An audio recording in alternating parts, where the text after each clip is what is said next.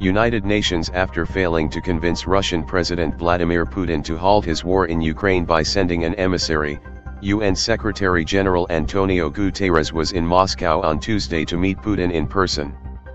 The UN chief arrived in Moscow after visiting Ankara, Turkey, where the government has been leading the push for a ceasefire. In his first formal meeting in Moscow on Tuesday, Guterres sat across from Russia's Foreign Minister Sergey Lavrov and said he remained extremely interested in finding ways in order to create the conditions for effective dialogue, create the conditions for a ceasefire as soon as possible.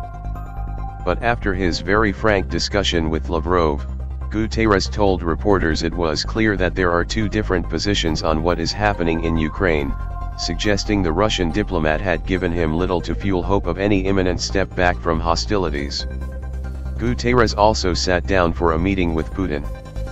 Later this week Guterres is scheduled to travel to Kiev to meet Ukraine's President Volodymyr Zelensky, who blasted the UN chief's decision to visit Moscow first as Russia's bombardment of Ukrainian cities continues. The UN chief acknowledged the global body's inability to effect any change at all on the ground in Ukraine, and said he was concerned about the repeated reports of violations of international humanitarian and human rights law and possible war crimes. Reiterating his call for an independent investigation for effective accountability. Guterres stressed the need for immediate humanitarian corridors to get civilians out of besieged cities like the port of Mariupol, and get food, medicine, and other basic goods in.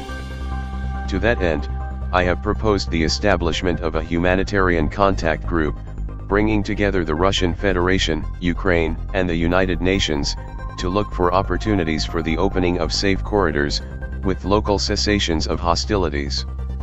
And to guarantee that they are actually effective, he told reporters after the meeting with Lavrov, calling the dire circumstances in Mariupol a crisis within a crisis.